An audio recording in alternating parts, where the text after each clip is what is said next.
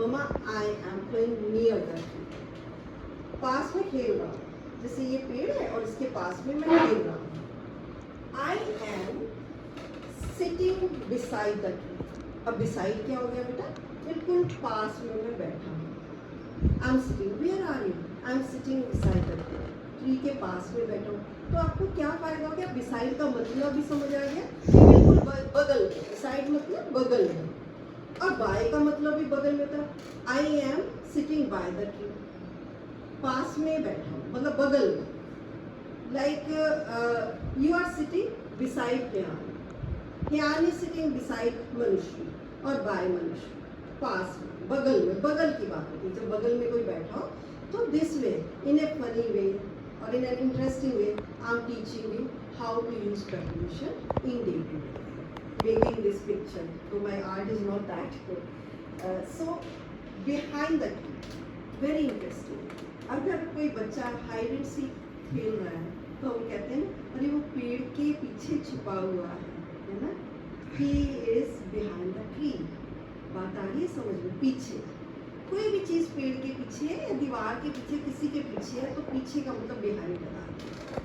Through this image, I am trying my level best to make you understand how to use these prepositions.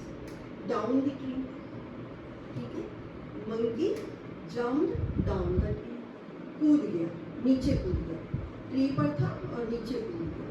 नीचे down समझ आ गया, ठीक है? तो आपने डाउन लगाना है। Cat jumped up the tree.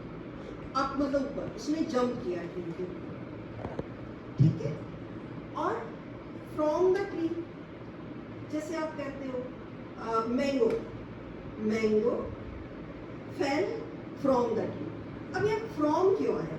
क्योंकि इससे ये अलग हो गया, अलग, पृथक हो गया, सेपरेट हो गया, तो वहाँ आपने फ्रॉम लगाना। किसी चीज़ से कोई चीज़ का अलग होना, अपार्ट होना, आपने फ्रॉम यूज करना, ठीक है? Then come to against the tree. यहाँ अगेंस्ट नहीं कि मैं ट्री के अगेंस्ट हो गया। अगेंस्ट का मतलब होता है कि जब आप, जैसे मम्मा कहते हैं, एग्जाम्पल से समझाते हैं, don't stand against the tree.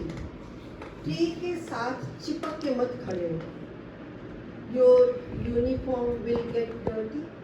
मम्मा कहते हैं ना, कई बार छोटे छोटे बच्चे जाते हैं पार्क में खेलने, मम्मा कह देते हैं ट्री के साथ बिल्कुल सट के मत खड़े हो। ऐसे ही बोलते हैं ना कई बार कि आपके कपड़े गंदे हो जाएंगे। तो don't lean against the tree, this way you can speak, okay? Then come to around the tree. कई बार हम लोग देखो पेड़ के इर्द गिर्द मस्ती में चक्कर ही लगाते रहते हैं, है ना? वॉक ही करते रहते हैं। I am walking around the tree और राउंड द ट्री, इसके अगल बगल मैं चक्कर लगा रहा हूँ या चल रहा हूँ, ठीक है?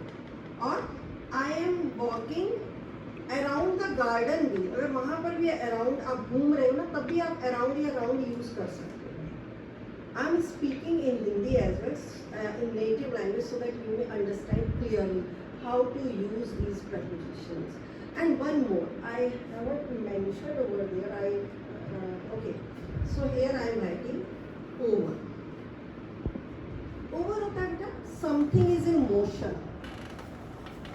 ट्री की इमेज से मैं समझाती हूँ, जो कि ओवरलैप भी कर रही, कवर कर रही है और ऊंचाई उससे ऊपर है। Kite is flying over the tree, ऐसे। Aeroplane is flying over my home, जो ऐसे कवर करता हुआ जा रहा है, वहाँ ओवर यूज करना है। Keep your hand over your mouth, cover करना।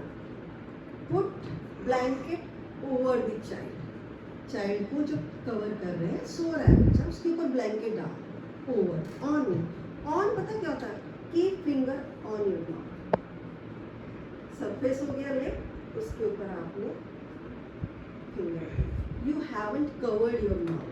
When you are covering, overlap, then you have to use over.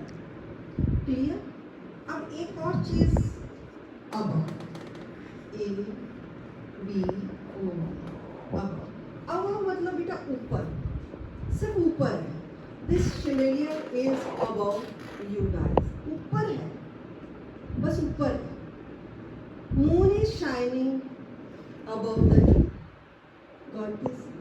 तो इस तरीके से जो through this image I have tried my level best to make you comprehend how to use these prepositions. Got it?